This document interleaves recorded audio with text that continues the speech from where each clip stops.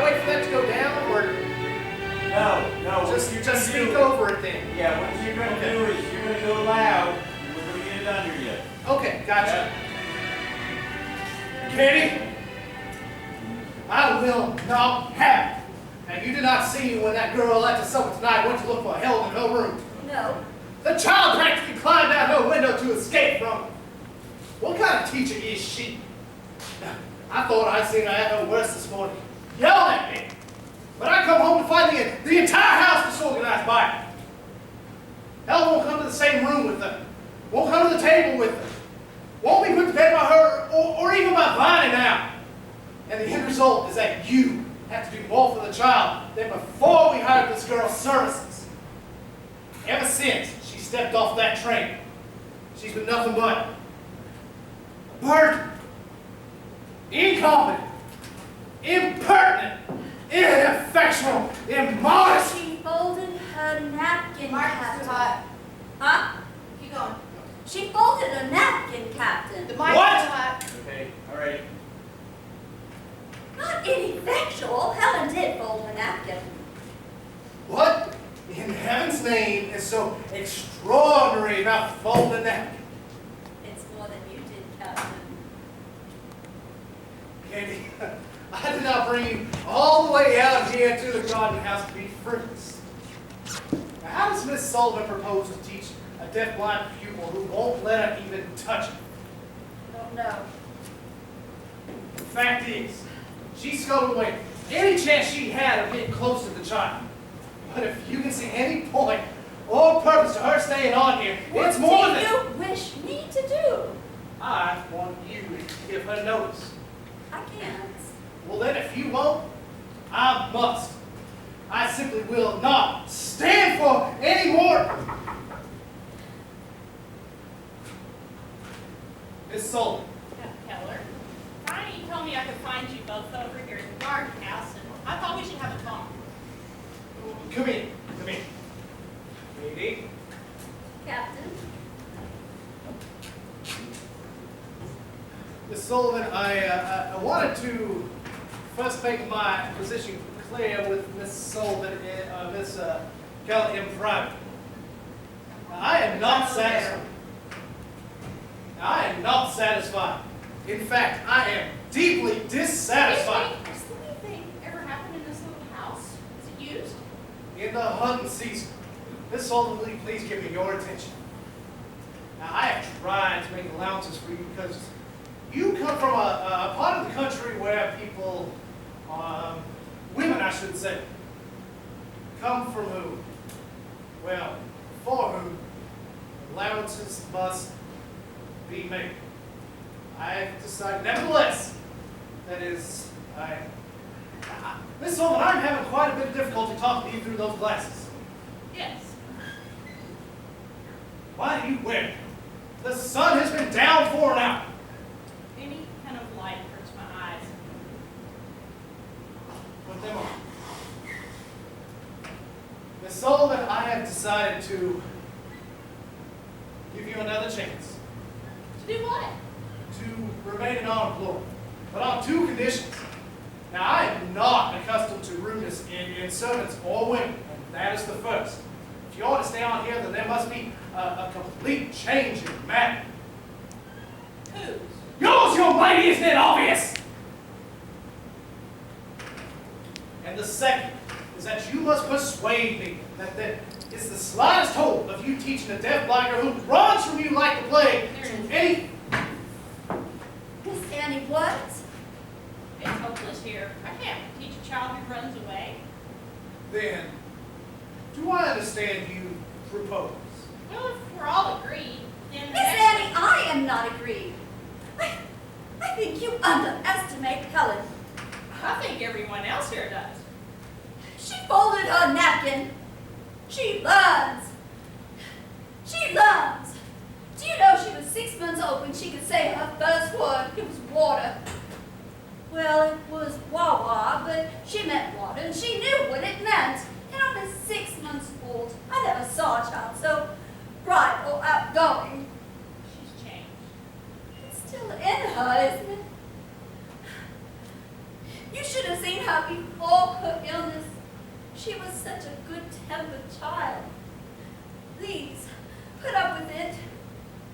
with us. Us! Like the lost lamb in the parable. I love her all the more. Mrs. Keller, I don't think that Helen's worst handicap is deafness or blindness. I think it's her love and pity. Now, what does that mean? All of you here feel so sorry for her. You've kept her here like a pet, even a dog you housebreak. No wonder she won't let me come near her. It's useless for me to try to teach her language or anything else here. I might as well. But if you give, we spoke of, we spoke of putting her in an asylum. What kind of asylum? For mental defectives. And I visited there, and I can't tell you what I saw. People like animals and rats in the hall. If you want to give up on her, well, what are we to do? Give up? You said it was hopeless. Here. Give up? Why, I only today saw what has to be done to begin. I want complete charge of her. But you already have that. I mean, and that has resulted. day and night. She has to learn to depend on me. For what? Everything. The food she eats, the clothes she wears, fresh air. Yeah, air she breathes. Everything she needs is a primer to teach her out of. The only way, the one that gives it to her should be her teacher, not someone who loves her. You have so many feelings that fall over each other like feet. You won't use your chances, and you won't let me. But if she runs from you to us, then what? Yes, that's the point. I'll have to live with her somewhere else. What? Until she learns to depend on and listen to me. For how long? Ever how long it takes. I've packed half my things already. Miss Sullivan. Captain Keller, it meets both your conditions. It's the one way I can reach Helen. And I don't see how I can be rude to you if you're not around to interfere. And what is your intention if I say no? Pack the other half home and abandon your charge An to... asylum? I grew up in such an asylum, the state almshouse. Rats? Why, my brother Jimmy and I used to play with them because there weren't any toys. Perhaps you'd like to know what Helen would find there not on visiting days. One ward was full of the old women, crippled and dying. But even if what they had was catching, there was nowhere else to put them. That's where they put us. Across the hall were the younger ones, prostitutes mostly, with epileptic fits and TB. And some of the ones liked to take after other girls, especially the younger ones. Some even just had the DTs. There was another ward for the youngest who were there to have the babies they didn't want. They started at 13 and 14. They'd leave, but the babies would stay, and Jimmy and I would play with them. But a lot of them had sores on their bodies from diseases you're not supposed to talk about. Many of them died. First year there were 80 and 70 died. The room Jimmy and I played in was called the Dead House. It's where they would take the bodies until they could dig the grave. Oh, dear. It made me strong. But I don't think you need to send Helen there. She's strong already. I have no conditions, Captain Keller. Miss Honey, where would you take Helen? Oh, Italy? What? Can't have everything. How would this little garden house do?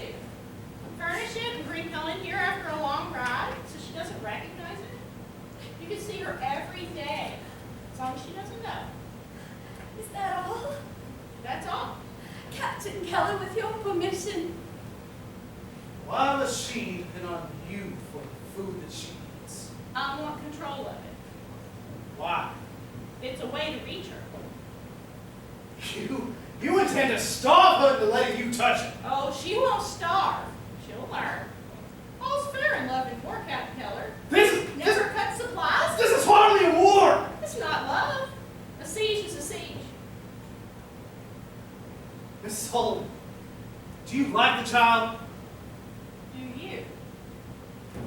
You could have a servant here.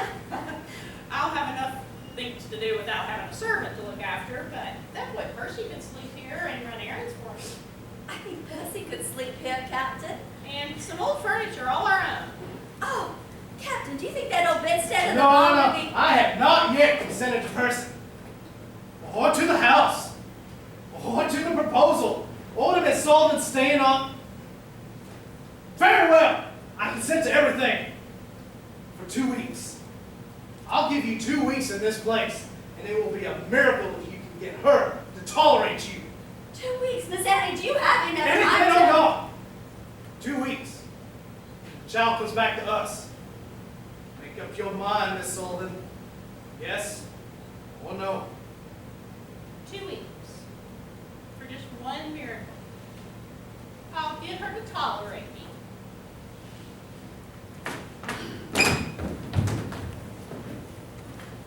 You can't think so little of love, or you wouldn't stay. Mrs. Keller, I didn't come here for love. I came here for money. A. It's the first of many. 26.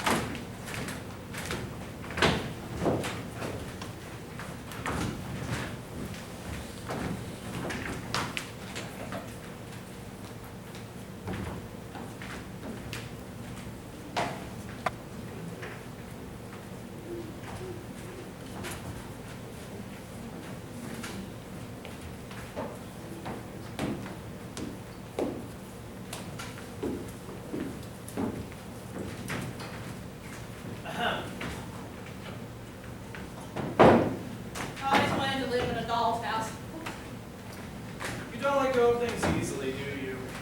How will you win her hand now, in this place? How do I know? I lost my temper. Here we are. No touching, no teaching. Well, of course you are bigger. I'm not depending on force. I'm counting on her. That little imp is dying to know. No what? Anything and everything in God's creation. I'll need to rely on that appetite as well. Maybe she'll teach you. Maybe she will. That she isn't. That there's such a thing as dullness of heart, acceptance and letting go.